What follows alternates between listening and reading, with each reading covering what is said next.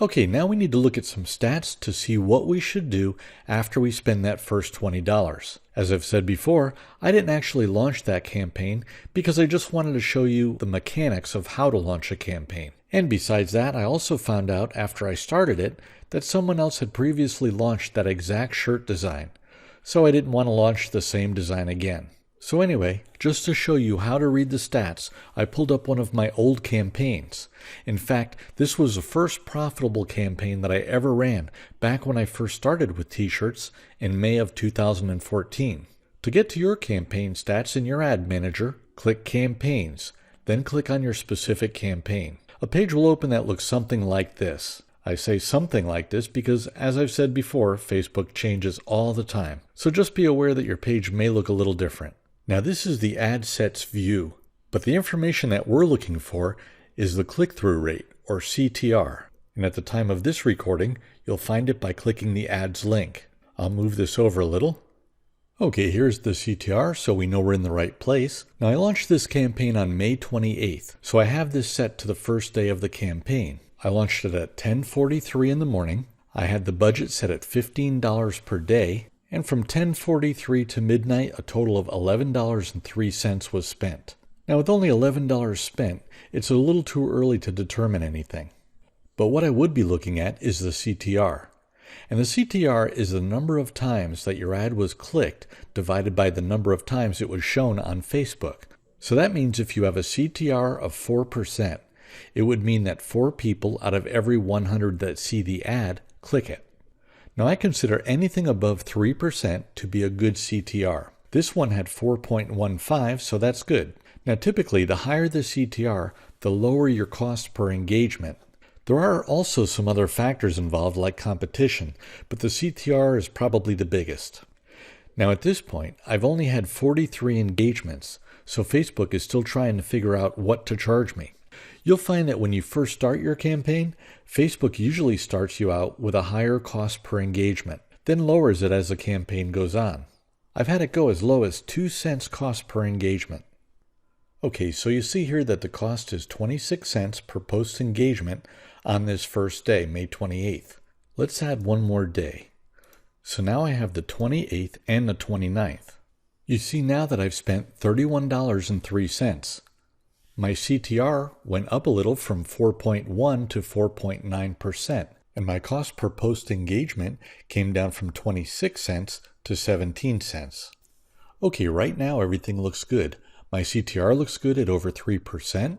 My cost per engagement looks good at 17 cents. I would look at one more thing at this point, your fan page. See if people are liking, sharing, and tagging their friends about your shirt. Are they making comments like this? We need us one of these. Oh my gosh, I want one. These are awesome. I love this. I want this one too. This is good engagement. So let's say you spent around $15 to $20.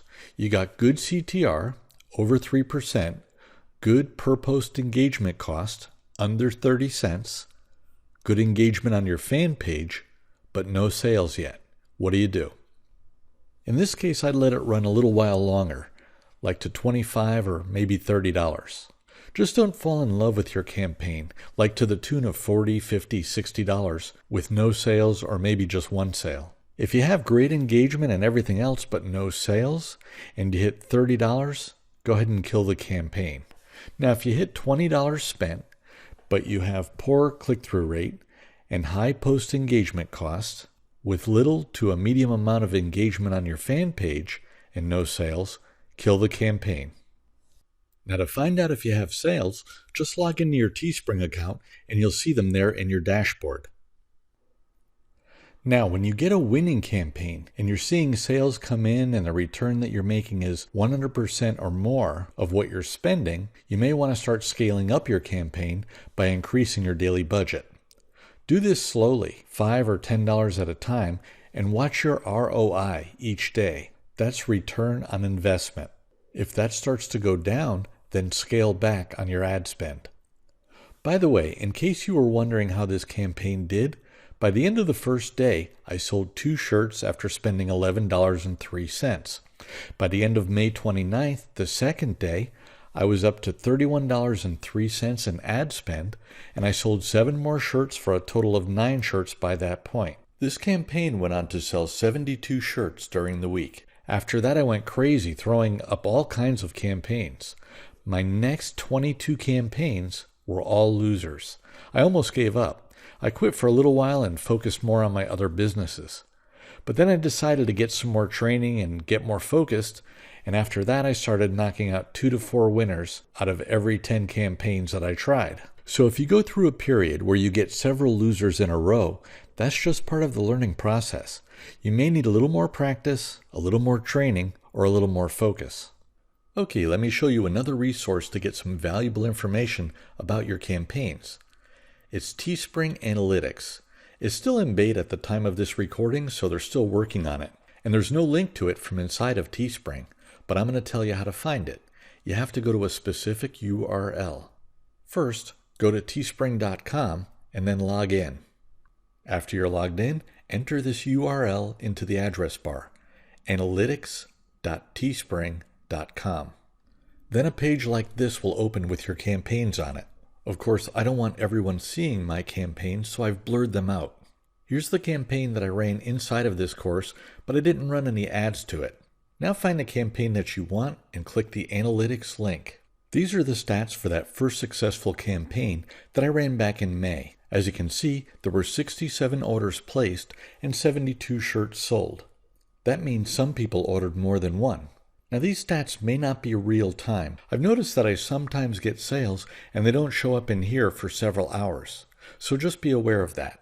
If I scroll down a bit, I can see total views and orders over time, hourly views over time, and don't forget they're still in beta, so these can be a little bit buggy at times. Views and orders by hour of the day. I like using this chart because I can see exactly the time of day when I'm getting the most sales. Here I can see for this specific campaign, most orders came in at 6 p.m. Here you can see which days of the week are the best. Now I've heard people say that weekends aren't good, and some people even turn their ads off on weekends. Well, I got 18 sales on this Saturday and 11 sales on this Sunday. So needless to say, I leave my ads turned on. Now there are a few things in here that are a little more advanced and beyond the scope of this course, such as tracking variables. You'll probably take advantage of these as you learn more. Now this next section I find really valuable. It shows you what types of shirts and what colors of shirts people are buying most. I see that the Hanes Women's Junior Fit Black Tee was the best seller, but this Hanes Tagless Purple Tee came in a close second. This tells me that maybe I should launch another campaign with the purple tee as the featured tee. And down here you can see it in graph form of which tees are selling best. Okay, that wraps up the analytics section of this basics course. I know it was a lot to remember, but it's really important and it will save you money, so let's do a quick review. After you spend $20, check your ad stats. If your CTR is low, below 3%, your costs are high, above 30 cents per post engagement, you have poor engagement where people are not sharing so much or leaving good comments, and no sales, go ahead and kill the campaign. Now after you spend $20, if you have good CTR above 3%, low cost, below 30 cents per post engagement, good engagement, but still no sales, I would let it ride a little while longer. If you spend $25 to $30 with still no sales, go ahead and kill it. Don't fall in love with your campaign hoping you can turn a loser into a winner. Even if you have good engagement and good CTR, it's still time to cut your losses. And after $20 ad spend with 2 or more sales, consider scaling it up. And at any point during your campaign, if you're making over 100% ROI, consider scaling it up. Now these numbers are not set in stone. They're very general rules just to give you some rough guidelines. I'm not telling you that you need to do this or stick to these rules, but basically this is what I do.